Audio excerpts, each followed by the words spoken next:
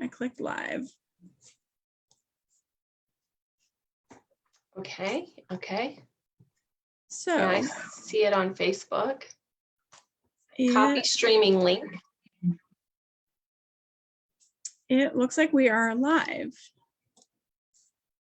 All right. So welcome everybody. I have Terry Vanover with me. She is a divorce healing strategy coach. And we're going to talk a little bit about divorce and healing today. So Terry, I'm going to give it to you if you want to introduce yourself a little bit. Tell us a little bit about yourself.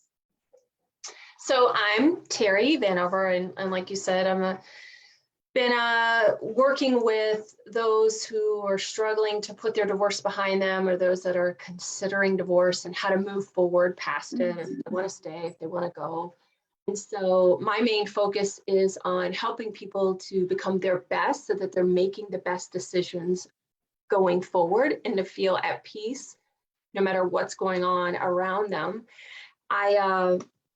You asked me to tell a little bit about my story and how I even got started on this journey. And I know we talked a little bit about how, for both of us, our divorce was really kind of the pivotal moment in our lives when, we realized, hey, something's got to shift. Sometimes our healing journey starts with that hitting rock bottom, and that was definitely the case for me. But I grew up, you probably hear I got a little bit of an accent, even though I'm in Chicago. Yeah. I grew up in rural Virginia, and my mom was just a single mom. She had very little education. We had very little money growing up.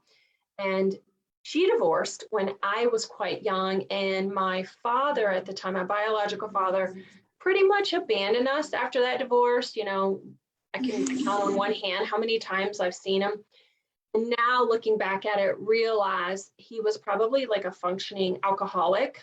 So he couldn't stop drinking enough to come and visit us on those weekends and in those nights and things. And I also was sexually abused by a family member when I was 6-7 years old. And I really carried around a lot of shame from growing up in so much poverty and feeling abandoned by my father and, being sexually exploited as a young girl. And I carried that into my adulthood, particularly my marriage. Now, on the outside, right, I looked like I had it together. It seemed like everything, was very passionate in my career and very, high achieving in school and work and those types of things. But, my intimate relationships were a hot mess, And so it didn't take long for my own marriage to disintegrate after a couple of years, because I have to admit that I was not a good wife. I was needy. I was controlling. I could never get enough reassurance, enough love. And our marriage, just like my mom's, fell apart when I had very young children. And it was in those moments, like you and I were talking about, it was in those moments when I was homeless, because my divorce just really devastated my life. I lost my home. I lost my mom. I lost all my financial credit and standing, which I, proud to be, before that. Friends and family. I lost my health because I got hit by a van one day during the divorce. It was just a spiral down. Every bad thing that could happen during this time happened. 2 failed attorneys, 2 failed mediations. It was just like the darkest time in my life. But it was in that conscious surrendering, in those lonely, nights full of despair and loneliness, was when I realized, I've got to heal this. I've got to figure out what's going on. And now I'm proud to say, I've put my life together. I am now helping hundreds of other divorce professionals put their lives back together, helping them navigate this process so they don't end up like I did, homeless and broke and emotionally devastated, but also helping people, more importantly, to heal after divorce, because that's where the real work begins, is working on yourself to become your best self after your divorce. And so now I've started a whole new career helping people to heal. I am remarried to a wonderful man. I told you he's from New York. He's a New York Italian. So between his accent and my accent, the kids have a fun time mocking the two of us. But what I'm most proud of, really, honestly, besides the two books I've co-authored for helping women to overcome their setbacks and challenges, is really just how I've been able to put all of that aside and create a really loving co-parent relationship with my ex-husband. And we talked about this, at the beginning, about not labeling, about letting go of the past, about moving forward, how important that is. And, my ex is remarried, I'm remarried, and my kids have the benefit of a huge family, two moms, two dads who love them, support them. They've got so much love and support. It's really amazing. And the fact that the parents support each other, what do you need? What's going to help you? And I mean, I think, here's the thing, I think it's more possible than most people think. If we have a few communication tricks and we work on ourselves, I think this kind of relationship is more possible. But like you and I were talking at the beginning about how right now there is this, the divorce professional world seems to be glommed on to labels and narcissism and keeping people in conflict and keeping people at bay. But if you've got kids, your relationship didn't end because you have a divorce. If you've got kids, you've got to create a new relationship because you're going to be co-parenting. So if you had communication issues before in the marriage, those same communication issues are present in the divorce. But you've got to change those patterns no matter if you stay married or if you divorce. You still have to show up differently. So I find it really interesting because you and I have something in common too that we've not even talked about. My father was not part of my life. Well, I was adopted by my mom's now husband, but I was 2 when they met. I was 2.5 when they married. I was 3 when I was adopted. So the first 2 years of my life, I didn't have a father.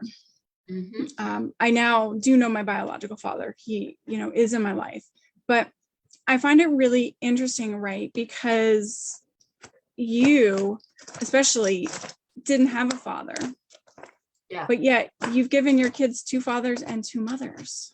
I hadn't even thought about it like that. Yeah. I think unhealed abandonment wounds show up in our intimate relationships. We just don't even know. And then when you start to consciously look at how these patterns show up in our lives or how we show up in our intimate relationships because of the fear of being abandonment. For me, I dated good guys, I would say, but I would sabotage those relationships. And many people who have abandonment issues, they'll attract guys who are going to abandon them or people who are going to abandon them.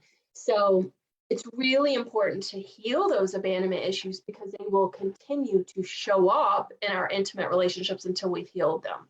Well, I think there's 2 different kind of schools, 2 different ways that you can take, right? Either you are going to proactively break up because you are so afraid that they're going to break up with you, or you're going to then attract those people who are going to break up with you. So because I know that I've seen both those things happen in my life.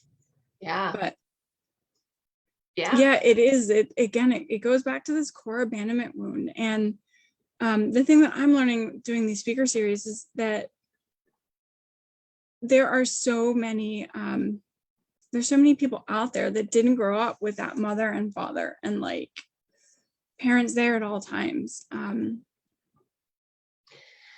and I have a lot of clients who they automatically want to start with, no, I don't have trauma. I didn't have parents that abandoned me. And I'm like, look, I get it. But your parents did the best that they could at the time. They loved you the best they could. But some people, they might be just, highly sensitive or empathic, and their parents just weren't emotionally available to them.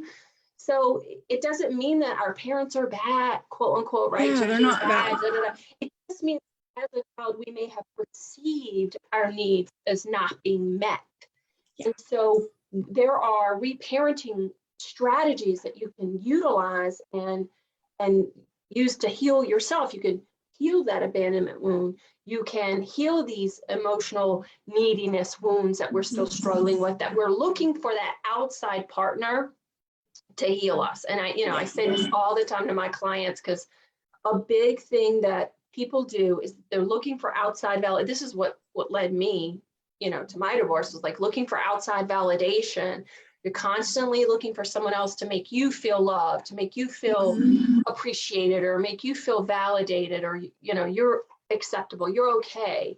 And the truth is, you have to do that to yourself. You cannot heal an internal problem with external solutions. And that's what so many people are trying to do. They're trying to control the world around them because they feel inner chaos. And, and until you calm that chaos within you and heal that inner chaos within you, you learn, like, I don't need control. And so I think COVID was a massive wake-up call for marriages, for people, because it was like, oh, snap, like, I have no control. Like, we have no control. We still are dealing with oh, all of a sudden the gas prices have spiked unbelievably, or you go to the grocery store and there's inexplicably, I don't know, every time I go, there's something random, oh, it's not available. You better learn to deal with it. And so I think on a global scale, we learned, oh, control is an illusion. There's nothing within our control. So how do we stay at peace no matter what's going on within us? Events and people are sent to show us where we still need healing. That's how I look at it. When I'm triggered, I go, okay, what's within me that I still need to heal? And the sooner we grasp that concept, the sooner we look at what's within me that I still need to heal, that I need to let go of judgment about myself, or I still need to love that shadow part of myself. The sooner we start doing that, the better you feel. The more aligned, the more at peace, the more content. Whether it's a high conflict ex, that's your teacher, or you got kids. For me, it's my kids. I think my kids are my greatest teacher. Or stepkids, right? Those are great teachers. So if we can start looking at people as events as oh, these are opportunities for growth. People are our greatest teachers, right? Everything's fine and dandy, but when it comes to those people, they're the ones that bring stuff up inside us. I want to talk about, you mentioned, I wrote down labels equaling victimhood. I know you and we talked about this in the beginning, but that was when we talked about it, that was my interpretation of what I wrote down. But I want to talk about some of these labels, because I know you and I are on the same page that labels, when you identify with something, when you identify so strongly, it can be a disease, it can be a term like narcissism. The other term, we didn't talk about this one, but empath, that one drives me nuts too. Yeah, when I see people that are identifying with these physical pains, ailments, issues, and think that there's no cure, no hope, that also drives me nuts, because that's not how I see the world. When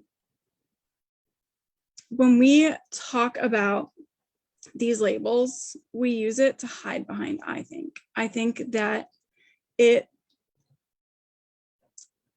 actually just fueling our ego, right? It's making us temporarily feel better by either calling ourselves something or calling somebody else something.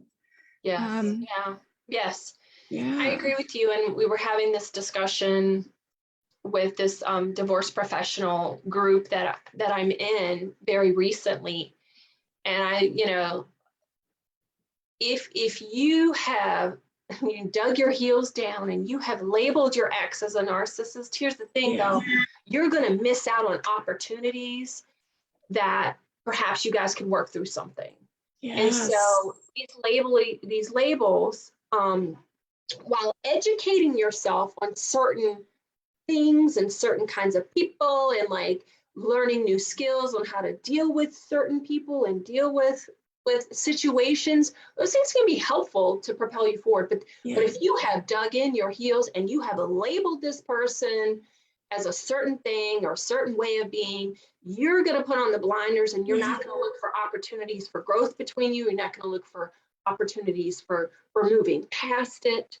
It's the same. So think about it like this way. If like someone has labeled, I'll use me, you know, let's say they have painted me as a picture, like that Terry, she's like, I'll use a bad word, but like that Terry, she's a bitch, man. She's so mean, she's so nasty. So if you've got that filter on, everything that you're going to be looking for, every mistake, every time I'm mean, every time I'm like, whatever that, you know, whatever you have associated with that label for me. But here's the thing. How do you think I'm going to show up in a relationship with you, right, Megan? If you have labeled me as Terry, she is so nasty, she's so this, she's so that, and I'm going to be defensive. I'm going to be on my guard. I'm not going to show up as an open, you know, willing partner to like try to like come to an agreement with you. So not only are we blocking off like who we are, but it blocks off the other person to be a different person. And when you show up differently, I have seen this so many times, time and time again. I've got this one client, when she came to me, man, holy shit, I'll just be honest. I was like, it was really hot conflict. It was like he pulled in the driveway, yelling, screaming. Like it was like, okay, so we just need to like, you know, so our first steps was like just working through that anxiety. Let's just work through this, just breathe, you know, let's just show up. Girl, they are hanging out together on the weekends.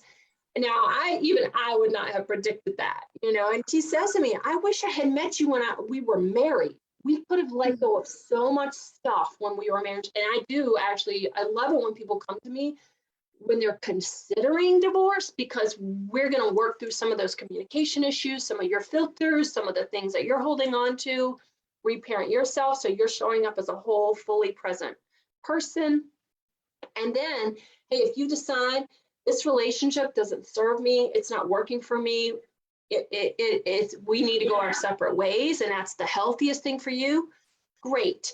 And then you can have some communication skills. Y'all can, you know, be respectful and move forward in a respectful, honoring way. But you're right, like that whole, you know, labeling people also, it does a disservice to your children too. I hadn't even really thought about this much, but like, I mean, it's like also like not honoring the relationship that you have and that you created these beautiful, wonderful children together.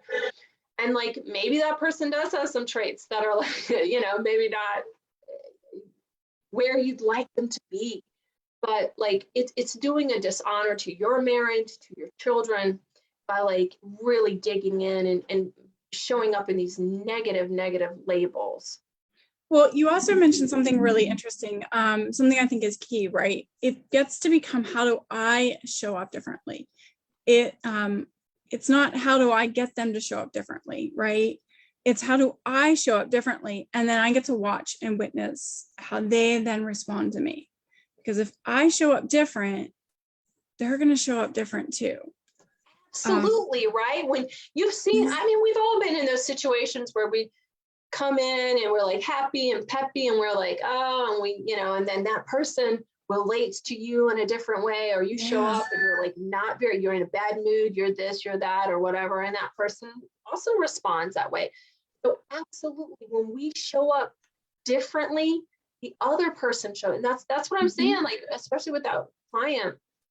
And, you know, I had another client and his ex-wife she was pretty volatile. I mean, I have to say, like, the communication was like, she was easily triggered and so, but again, like my client, like, it wasn't about her, it's about him. How can he communicate in a way that she can receive? How can he hold compassion when she is triggered and like not dive in and like you said, like where the ego takes over and I gotta be right and I gotta show her and And, you know, again, she didn't change, really, honestly. She's not going to change. A lot of people aren't going to change, but he's changed, and the relationship between him and his son has changed because he's a different dad. He's not triggered all the time. He's feeling at peace, and she doesn't really bother him anymore. Okay, she's triggered. I can just let that go, and it's not going to ruin my day, you know? Right. It absolutely makes a huge difference. And there really is this whole, I am really disappointed that so many divorce professionals really glommed onto this, narcissism thing and like perpetuating, it's already an adversarial process. And the goal, we've lost sight, like these are families, these are people, these are children. And like, we shouldn't be continuing to, promote like negative terms about parents and, for the most part, and even if you are dealing with a high conflict person, like I said, there are some things that you can do that can completely shift how you show up, how they show up, that can completely dissipate the conflict. So if you've got children, you've still got to move forward. And another thing you mentioned that is like brilliant, and I think this is a big reframe that we have to start teaching more. When people think about boundaries, right? They when you think about boundaries, people think about like, oh, it's going to change the other person's behavior. The myth about boundaries is it's not about changing someone else's behavior. It's about a contract with yourself and you changing how you show up. Your behavior.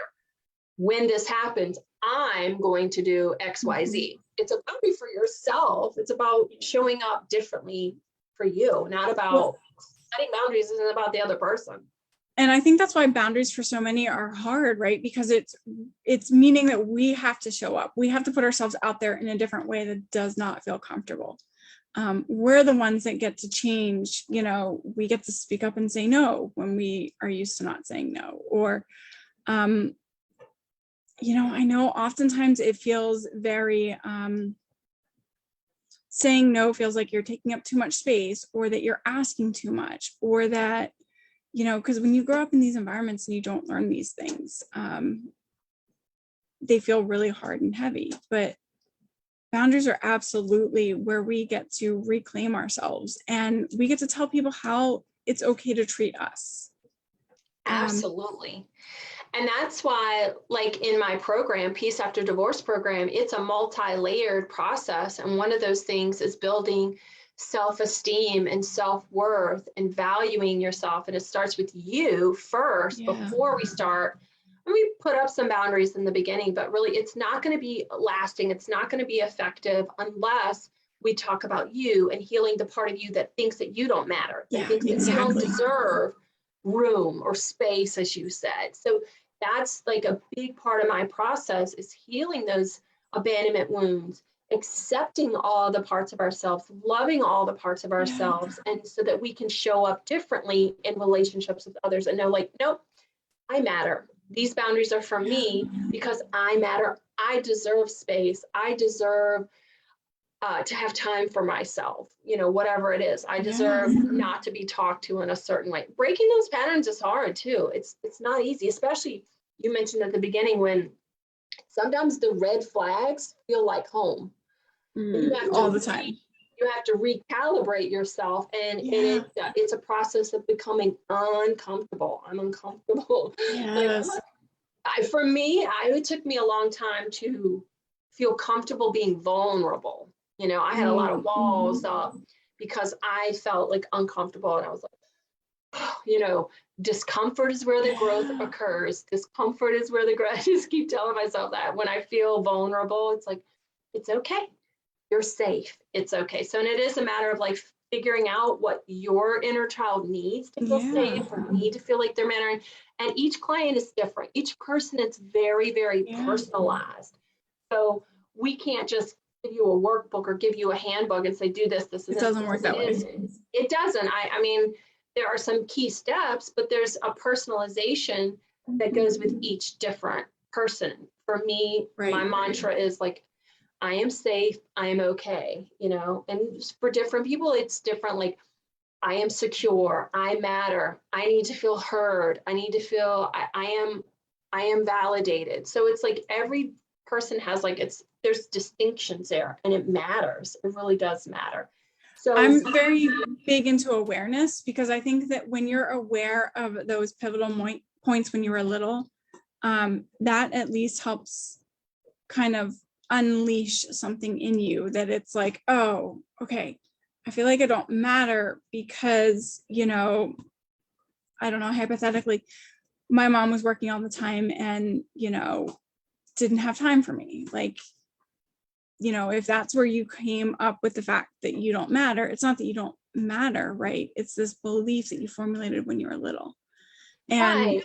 it's And not again, that your mom didn't didn't do think that that. consciously. It's just your perception as a child or whatever. And I think that's a big thing that I've had to speak to too with married couples. Like I don't know if you've read the book, like The 5 Love Languages. And people like, read that book, it'll save your marriage. And I'm like, no, it will not save your marriage, especially if your love language is steeped in trauma. Like, I kind of, to go off your example, I don't know if this is true for you, but like just to use that example, for some people, like their love language is time, right? So spending quality time together. And that could be for you, for example, like steeped in like, oh, my parent didn't make enough time for me. So I feel like if my husband would give me lots and lots of his time, I'd be okay. But if that is steeped in trauma, then like, okay, my husband's got to travel for his business or whatever, or my spouse has got to travel, or they've got extended work hours or something. And then you feel okay no matter what, whether they're spending time with you or not. So it's really important as married couples that we also look really carefully at that. Because I had a married client who came to me and her love language, this is my love language, is words of affirmation. But, it was in that questioning and in that awareness was, I was like, well, how many compliments is enough? When does it end? When is it enough? How many times does he need to tell you, I love you, I love you, I love you? Right. So if you're finding that your love language is still not like satisfying you, you still feel like, then it's probably a trauma. Yeah. And it all went back to her relationship with her dad and not feeling, secure with that. And so we healed that relationship by reparenting herself and healing her inner child wound. And then, lo and behold, her marriage was great because she felt secure. She felt like a whole woman in her marriage. She no longer was needy the whole time with her husband. Well, and it's interesting too, right? Because when we talk about intimate, personal relationships, marriages, boyfriend, girlfriend, dating, whatever, when stuff comes up, it's always that parent wound, right? It all comes back to the parent wound. Right. Yeah. Our intimate relationships are mirrors of our unhealed, parenting wound. Absolutely. So yeah.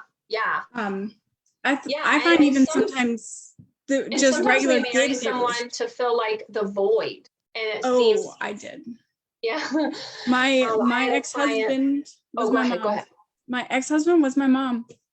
They had they didn't get along, mind you. They had very, very similar traumas even. They got along the last day that they ever talked. It happened to be the day that he told them we were having problems. That was the last time they ever saw each other. So he told them we were having problems. I never told them. But yeah, they bonded. They trauma bonded that day. But like I mentioned before, like when I met my ex-husband, I would go to his apartment and clean his dishes, and it took me several days to clean all those dirty dishes. And that was the role that I filled as a kid growing up through my life at my parents, is that I was the cleaner. I was the one who was always keeping things together. Yeah. And to me, again, going back to those red flags, not feeling so red, right? If I were to now, date somebody and go to their apartment and see just filthy dishes everywhere, I'm going to run, right? I'm going to run. But back then it was like, oh, I can really help them out. Yeah. There's that little part of us that wants to save somebody. We want to save somebody, or we want to be saved, so and then speaking to the saving part, right? So part of why we broke up was in part because he couldn't put his dishes in the sink. And I couldn't have seen back then that I was being, right. I had laid the groundwork. I had set the precedent that I do dishes. So when I change my behavior, my interaction with him, and I say, no, you do your dishes now, he's not going to do it. Yeah. And marriage is a compromise. You have to meet each other And I think also the best marriages are marriages that navigate, people's growth, and people, and as couples you grow, and as individuals you grow. So you have to navigate that as well. So, and sometimes people just aren't willing to grow themselves, or willing to look at their own stuff and like, you know what, I need to take accountability for like stuff here. And I gotta work through this. Really affecting me, my relationship, our marriage, our family. Even when it comes to my ex-husband, we did 2 therapy sessions, and the second one, the therapist brings up the dishes. I don't even think she knew that it was that big of a deal, but it is for a lot of couples, I think. And so I go through, and the whole, like, she's like, okay, Megan, what do you do about the dishes, and how do you compromise? And I say, well, my parents are hoarders. Like, I don't want to be that way. So I have to put up with a house that's messy because I can't clean up all of his dishes all the time. She turns to him and he goes, oh, change. What is change? Why would anybody want to ever change? Because once you start changing, when do you stop? And at that point he goes, I want a divorce, right? Just like you said, in relationships and marriages, you have to be able to navigate things together. Right? It's compromise. And if somebody's not willing to look inside and not willing to change. Absolutely. I'm always mystified when people marry spouses who say things like, I'll never go to marriage counseling. And I was like, don't marry that person. No. That's like saying, like, I mean, it's crazy. I mean, because you have to be willing to navigate those ups and downs of marriage. And that's like saying, I'll never go to a doctor. I don't care if I have a heart problem. Like, who can? I don't care if I have cancer. I'll never see an oncologist. Like, what? Who does that? Like, who puts their foot down and says that, other than someone like you said, who's unwilling to take accountability for how they're showing up in their relationship? And you don't want to be with someone who says that or does that, because you want someone who says, I am consciously committed to doing what it takes to make this work. Now, it doesn't mean it's forever, but like, I am consciously committed to putting forth the work, putting forth the time, putting forth the money, putting forth the energy that it takes, because I love you and it means that much to me. My family means that much to me. Yeah. I could never imagine being with someone that was like that, like, I'll never change. I'll never get help. Like, well, it speaks to the dynamic, right, of that person. And back then I didn't realize that it was something that I needed to look for in a partner. I married him because it felt like home. It felt comfortable to me. Absolutely. And I couldn't have told you why. I just knew that it felt comfortable. And so when something feels comfortable and then you start consciously changing, right? So as I started changing and I started showing up different, his response to me is going to be different. Mm-hmm. Yeah. And I think for most couples, they don't even do a lot of like premarital. Well, I know like the statistic is like maybe if they do premarital counseling, it's 6 hours, whereas they spend 200 hours planning a wedding, which is so ridiculous, And so we've really got that backwards. It probably isn't even a conversation of like, what are your expectations of this relationship? What are your expectations if things go wrong? Like, what do we do? What's our, we don't have those conversations. We just make assumptions. Well, yeah, it speaks to the lack of communication that was had prior. And, I think I went into it going, oh, well, you just do whatever it takes to make it work. Divorce isn't an option, or like,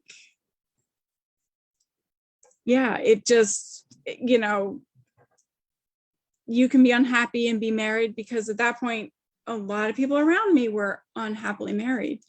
And so I didn't have models of people who were in conscious relationships, meaning consciously making choices to be together, to put in that work and to do it. And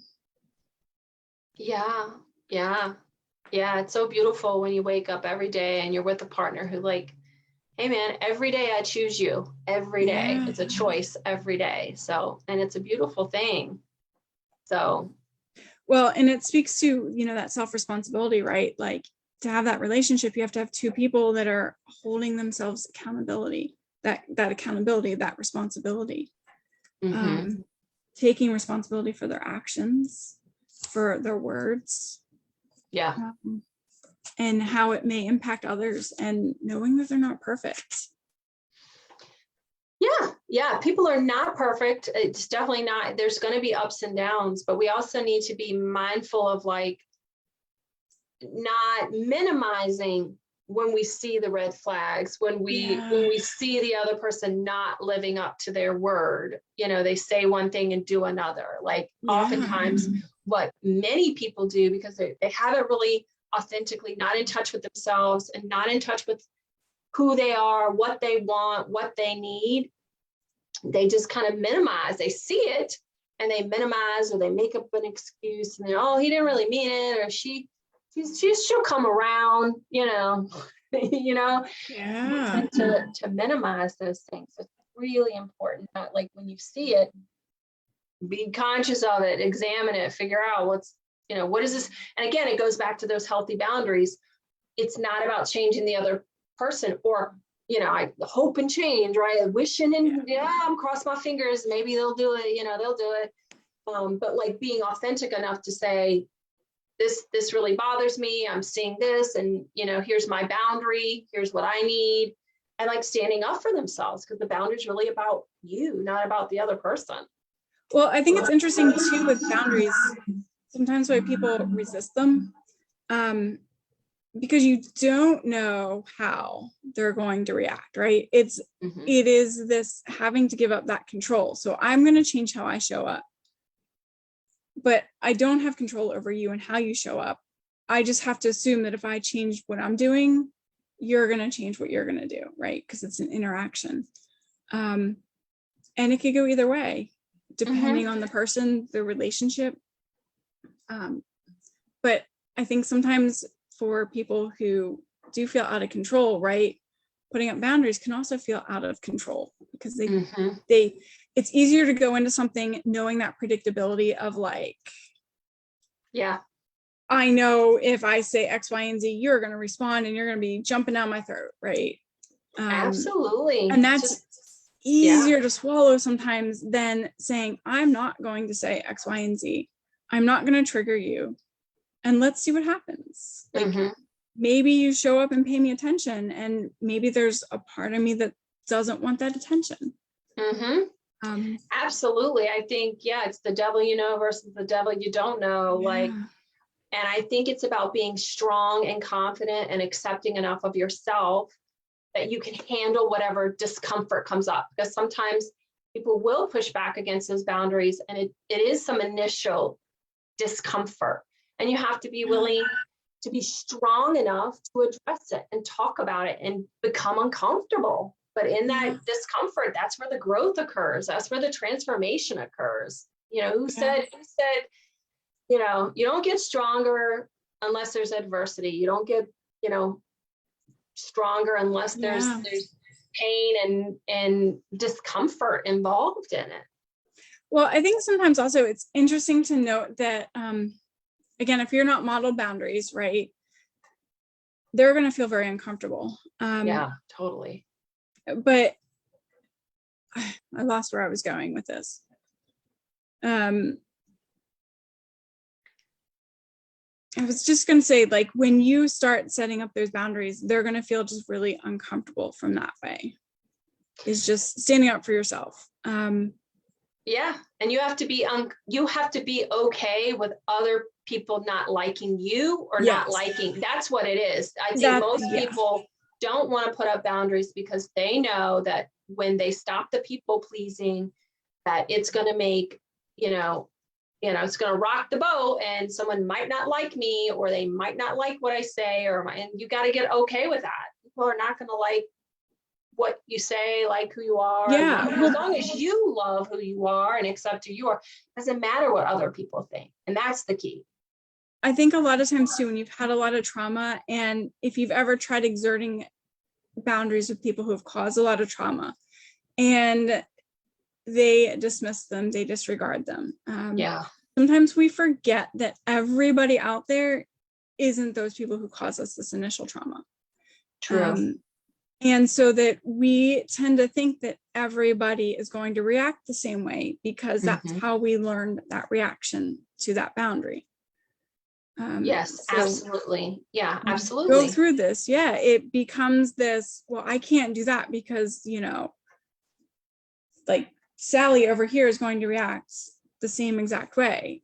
And when we get up enough courage to be able to assert ourselves, most of the time, Sally doesn't react the same way as the person who caused you that initial trauma.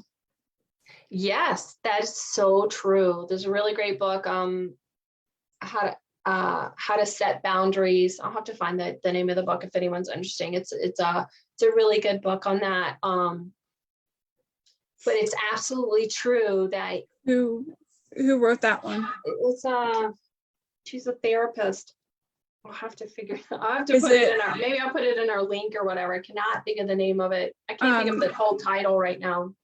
I love Boundary Boss by Terry Cole. Oh, I haven't read that one.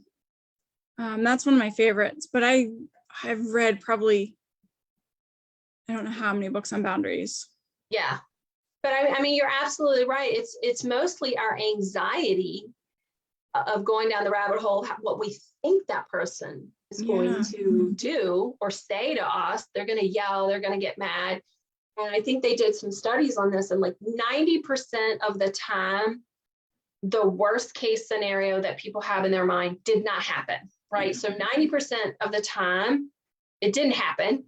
But when it did happen, what researchers found happened is that people handled it 75% better than they thought they were.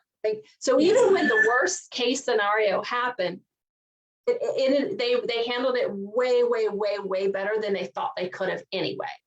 So I think we have to get out of that rabbit hole and just be like, sometimes you just like, you're overthinking, and the worst case scenario is really not likely to occur. But you're absolutely right. It's that condition.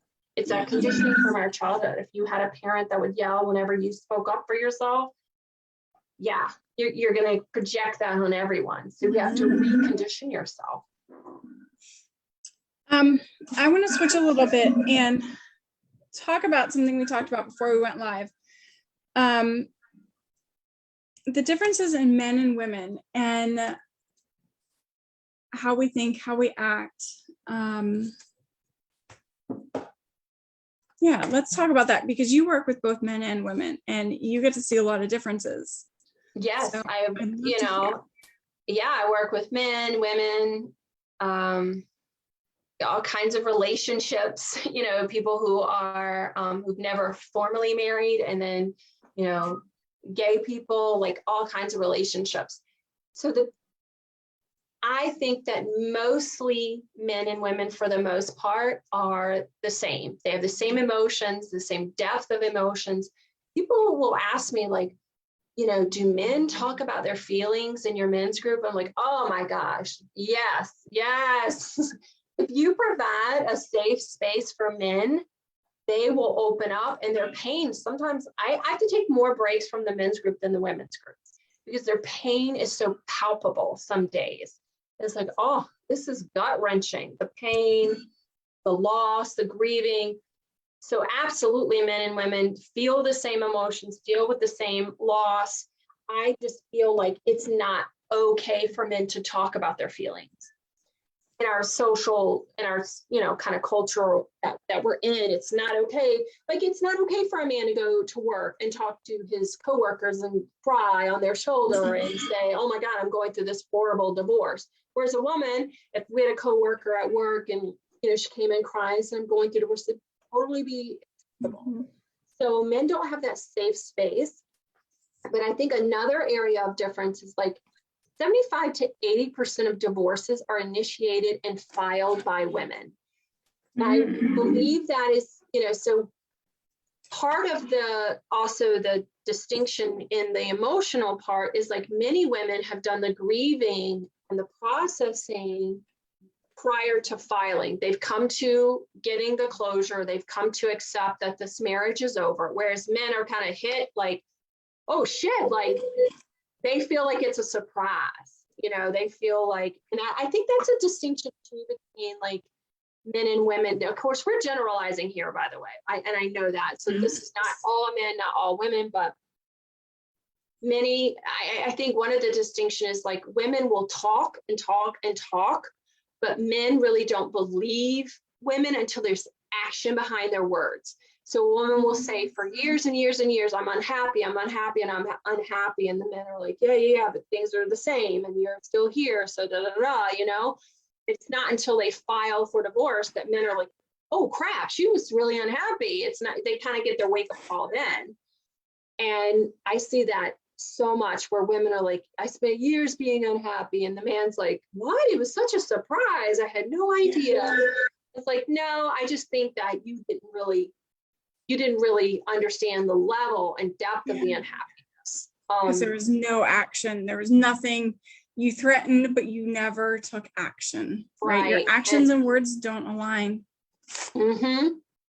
And so I think that is a big thing. With men, it's more of letting go and getting closure, because they haven't gotten that closure yet. They haven't accepted that the marriage is over, and they're still struggling through that emotionally.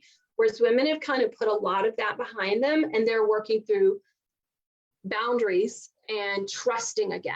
So they're working through that. I say those are the two biggest distinctions. Interesting. So women tend to work through boundaries and trusting. Mm-hmm. And loneliness. I think loneliness is probably the biggest like emotion both men and women struggle with. I'd say that's like the number one emotion. Yeah. But when it comes to, if I had to like branch off, I would say men need to work through letting go and getting closure on the divorce. And women have kind of already done that pre-divorce because they've worked through a lot of those emotions and grieving, because they're the ones that file. They've come to accept that this is over, whereas the man has not. So those are the two big ones. Interesting. Generally speaking, men tend to want to jump right back into a relationship to ease that loneliness,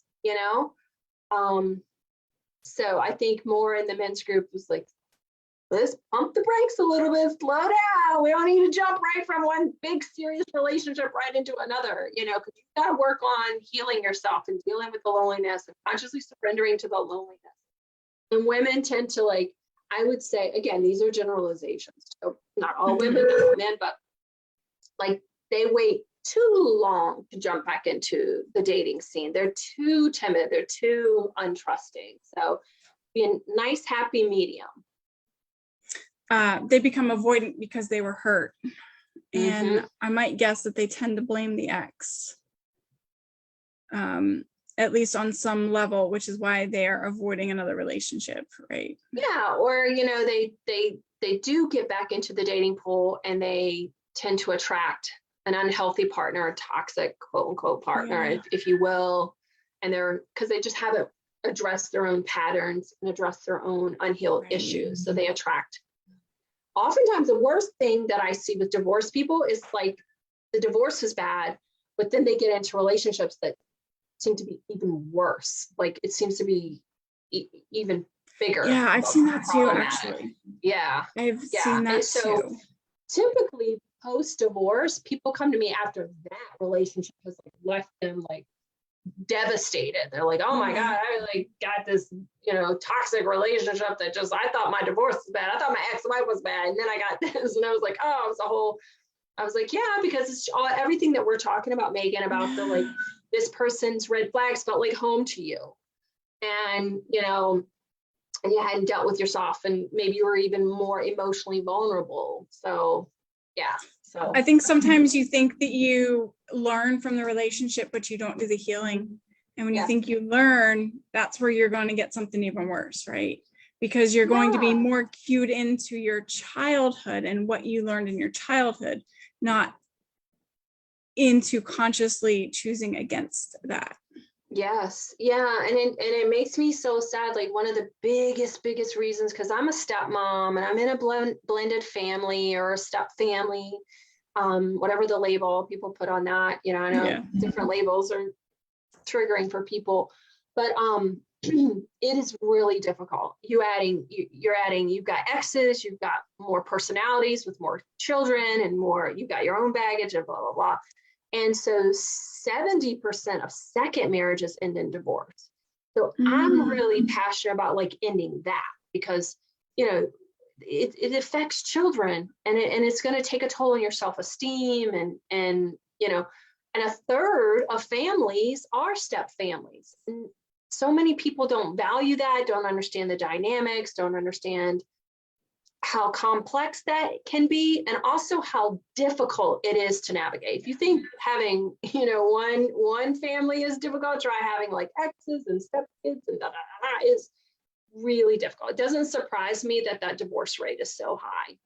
Well, and I think it ultimately goes back to what we were talking about from the get-go, right? This abandonment wound of like parents not being present, however that may look for you, right? Because not every parent can always be present for every kid. It's just not physically, humanly possible. But when you start talking about these families that are riddled with divorce and step families, and like people not consciously working together to create a harmonious relationship, you're going to get these abandonment issues, and they're going to keep going and keep going. You're not breaking the cycle, you know. You're passing it on to your kids until you consciously break that cycle. Yeah, it was a wake-up call when I kind of looked at my life and like had realized I had like literally like did my mom's life with her divorces, and like even the timeline was the same. I was like, oh, I'm sure. God, like, ooh. So I really, it speaks to how powerful that subconscious is, right? Yeah. And if you've read Oprah's did a new book with a doctor, What Happened to You, and it's all about childhood trauma. Megan, and I'm telling everybody to read this book.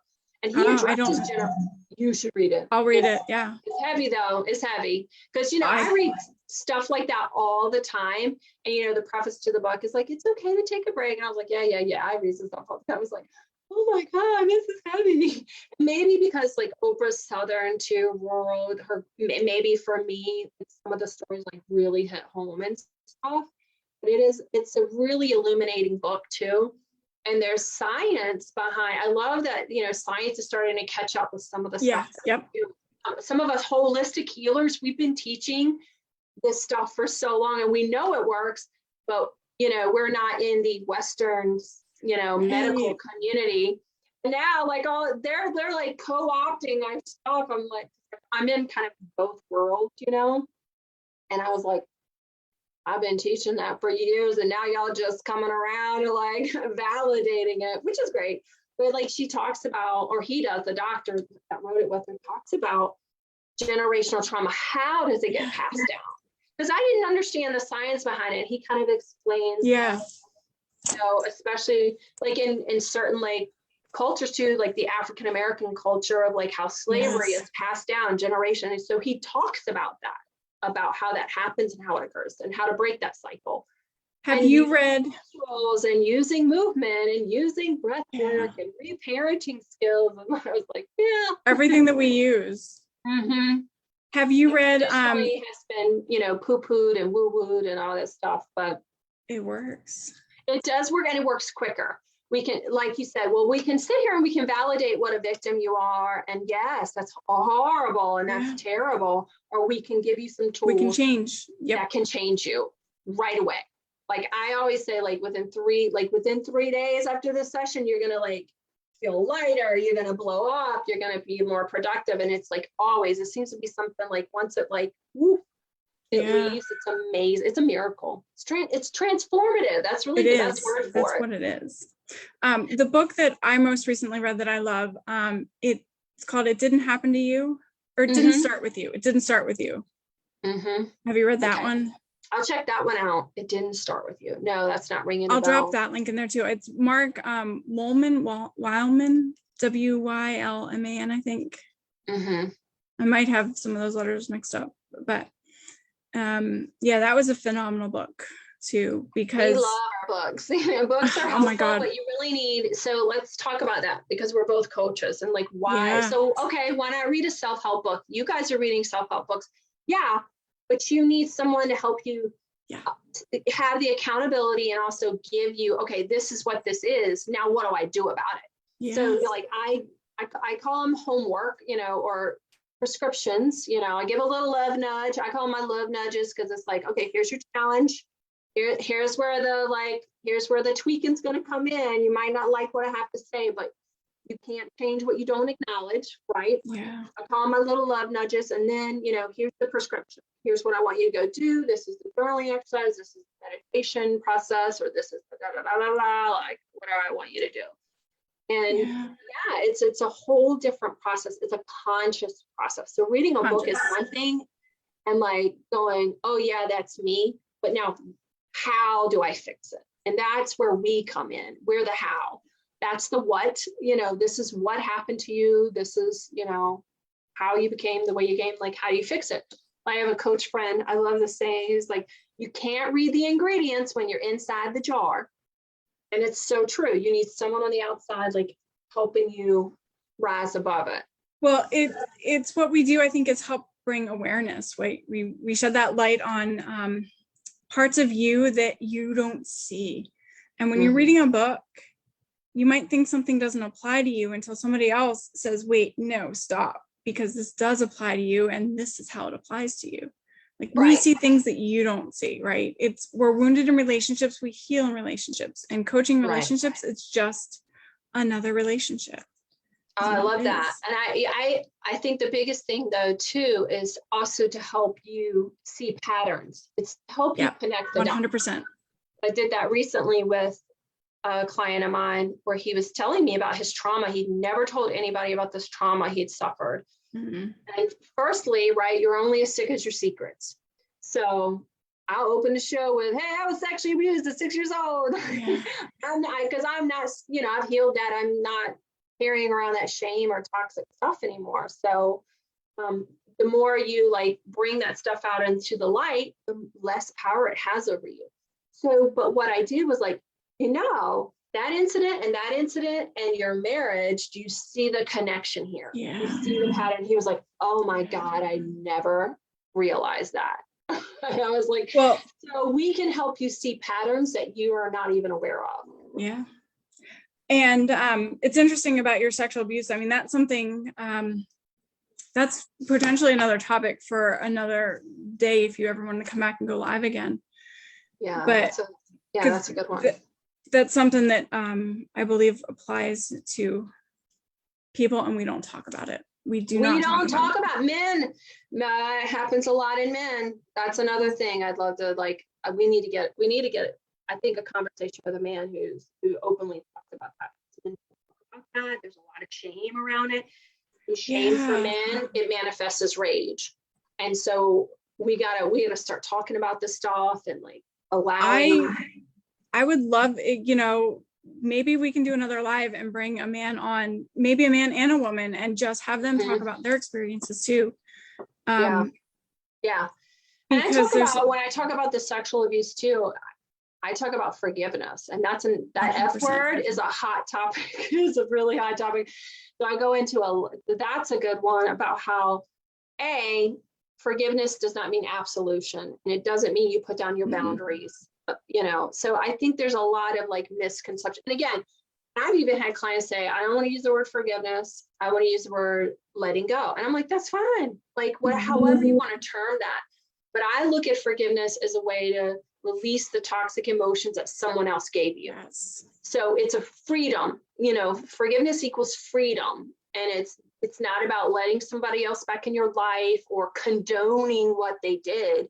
It's just about, like, for me, it was releasing that shame that someone else did to me. I'm releasing this.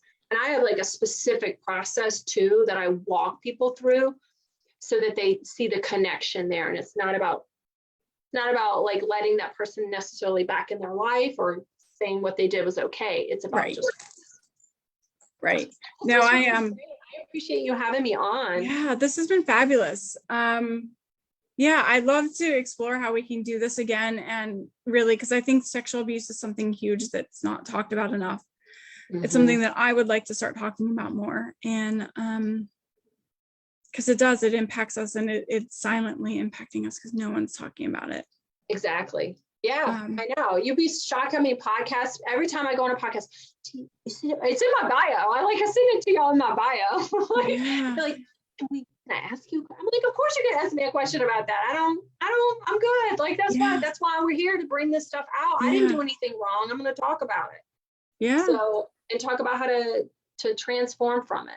That's another thing. There was this great coach. I was on this radio show, and actually he had a really great reframe. It's more, when we're talking about this process that you and I are talking about this, I use the word transformative, and I would love for us to reclaim that word rather than healed, because healed means we bring it, when we think about being healed, you kind of bring it back to where you were. Like, you have a cut and it's healed, and it goes right back. But like, transformation is about bringing out the best in you. So I look at like this process as not just healing you, but transforming you who you were meant to be.